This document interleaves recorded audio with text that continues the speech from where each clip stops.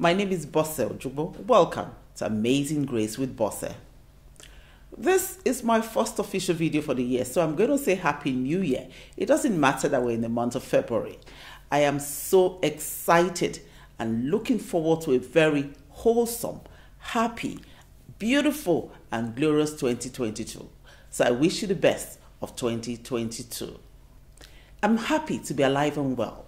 I'm grateful for family, friends, and you, my subscribers. And I'm also very grateful for the gift of speech. Yes, don't ever take your ability to speak and to talk for granted. If this is your first time on this channel, welcome. Click on the subscribe button and the notification bell and join this amazing family. Today, we're going to talk about something that is indeed very complex, but yet very beautiful. And that is love. That's love that makes you have butterflies in your stomach. If you have ever fallen in love, you will know that love is sweet. And may I say, delicious. If it's a meal, it's something you will like to eat every day. Love nourishes the soul like food nourishes the body.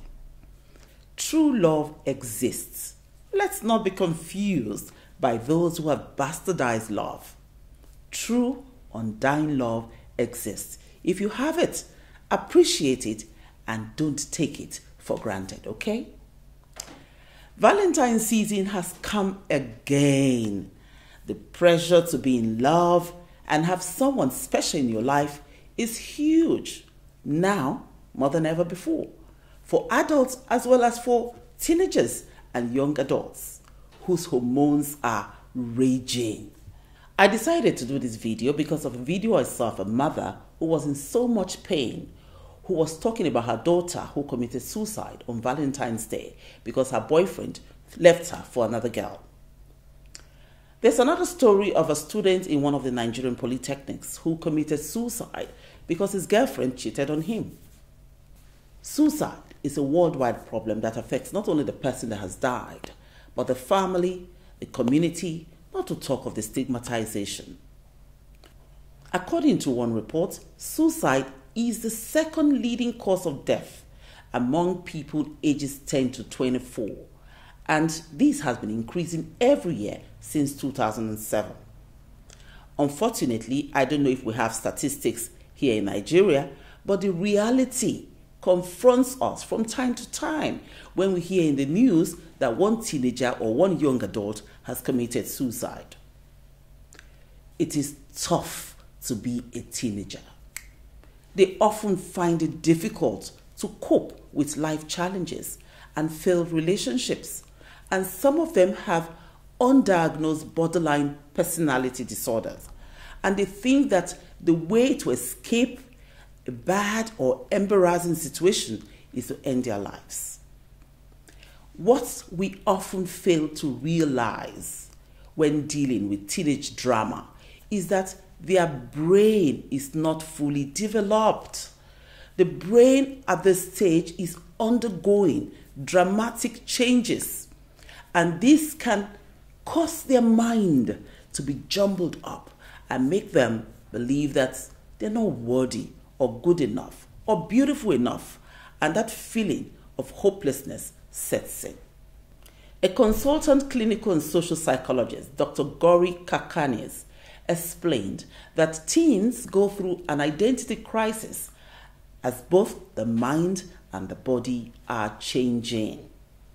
They are confused and trying to come to grips with who they are mentally as well as physically. And teens who do not have a healthy support system and coping skills often succumb to suicidal thoughts. Depending on the personality of the child, some teenagers unfortunately will succumb to suicide because they think it's the end of the world when their love interest breaks their heart. Some get carried away with the lustful passion and become rebellious and want to explore everything without knowing that it's all lost, powered by dopamine and endorphins. Can you imagine combining this confusion of who am I with the feeling of I'm not enough? It will definitely affect your self-esteem and self-worth, and if not handled with care, may lead to disaster. To be a teenager or young adult is not easy. It's a difficult time that needs guidance, especially when it comes to matters of the heart. This teenage love, what we call puppy love, is real, and we must take it seriously as parents when our kids are hurting. When teenagers are in love, the emotions are powerful. The hormones are somersaulting inside of them. Just the thought of their love interest will make them smile and giggle. They become deaf and dumb to reasoning and will not listen to anybody. They think they are wiser than you. Anybody that tells them not to love that boy or girl becomes their enemy. Think back to when you were young, the pressures you faced, or even some of the things that you did. I'll tell you something. I fell in love in 1983 when I was just 18 years old. I was a very innocent, naive jambite, and the love was sweet and intense. The guy who was a student like myself was older and wiser. About 2 hours after I met him, he looked me straight in the eyes and said, "I've always had a picture of what my wife should look like. You are my wife. I will marry you." Heavy toasting, as we say. He would tell me all the sweet things girls like to hear and write me poems and love letters. He would celebrate 1 month anniversary, 2 months anniversary, and so on. And guess what? He started attending morning mass with me to show me that he's a good boy. I believed everything he told me, hook, line, and sinker. If anybody had told me then not to love him, Holy Ghost fire, that person would have become my enemy immediately. That's how powerful and exciting love can be. And that was in the 80s, when the only thing about love that we knew was novels we read, Mills and Boone, Barbara Cartland, and of course we got information from our peers who didn't know better. We just use our small, checkere common sense to navigate love and disappointments. But today, the story is different. The pressure on our children to love and be loved is something else. The things on the nets and on social media can confuse and distort their brain. They are overwhelmed and swamped with images and videos of all sorts, and they want to partake and experience it, whether good or bad. And the guys have mastered the act of seduction. When these teenagers and young adults are in love, they feel invisible. But when it crashes, they're devastated. Reality sets in. So you must never, as a parent, undermine their pain when they're hurting over a broken relationship. Don't tell them, "Is it that yeye boy you are crying over?" The heart is delicate and fragile. You must help them manage it so that it does not lead to depression. Well, that's hoping that you know that they're dealing with a broken relationship, because teenagers know how to pretend and hide stuff.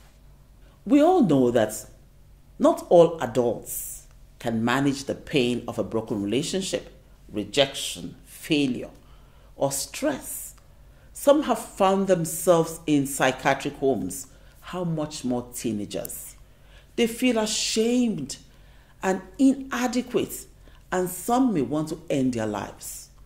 Only if they know that life goes on and they will love again. No parents should witness the death of their child. Let your children know that no man, no woman, no boy, no girl is worth dying for.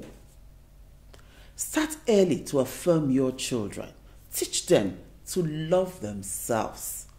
Tell them that they are worthy, they are special, and that there's enough time for them to find true love.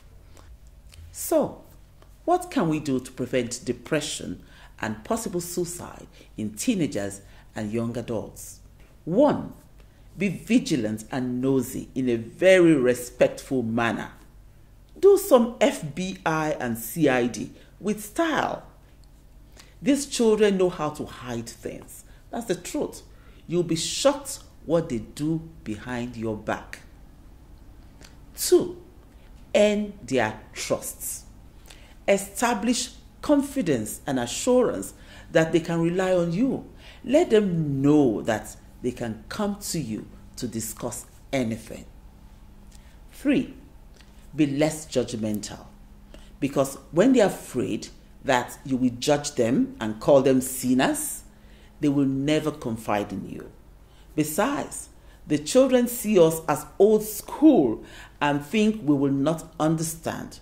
They forget that perhaps Mama and Papa was once a rolling stone. 4. Listen and listen more. Increase communication with them. Ask them questions. 5. Pay attention. Watch out for any signs of personality changes, self-destructive behavior, mood swings. When the child starts to withdraw and suddenly changes routine or stops what he or she likes or enjoys doing, investigate. 6. Show them empathy and let them know that you care and they're not alone. Love them. 7. Be honest appropriately with them. Share your feelings with them and let them know that you are not perfect as a parent. Tell them that you are anxious sometimes and also you face difficult situations as well. 8. Don't be in denial at a certain stage that your innocent, quiet-looking daughter or son will start to crush on someone. Ask them who is liking them and who they are liking. 9. Encourage your teenagers not to isolate themselves from family and friends. Get them involved, with family. Kids these days lock themselves in the room with their computers. So go to the room sometimes and stay with them. 10. Reduce screen time to the barest minimum if you can. Too much time online is not safe and can lead to depression. Experts recommend 2 hours. But with online teaching now, you just have to be more vigilant. 11. Be mindful of their emotions. Do not take their feelings for granted. Let them understand that you are not against love, but you just don't want the infatuation to become a distraction in achieving their personal goals. 12. If you know that the problem is way beyond your ability to deal, please seek for professional help. Like I always say, don't go to your pastor to bind and deliver the spirit of liking boys or liking girls or getting moody or being rebellious. It's safer to pay a therapist or a coach to engage your child in such a way that your teenager will understand, instead of you to get to the point where you will start saying, had I known? What did I miss? Who did I offend? I wish I knew. May that not be our portion. Parenting is not easy. You can do everything right and yet something goes wrong. May God give us the wisdom to raise our children right, and may our children listen. And that's a show for today. Thank you for watching. Bye-bye.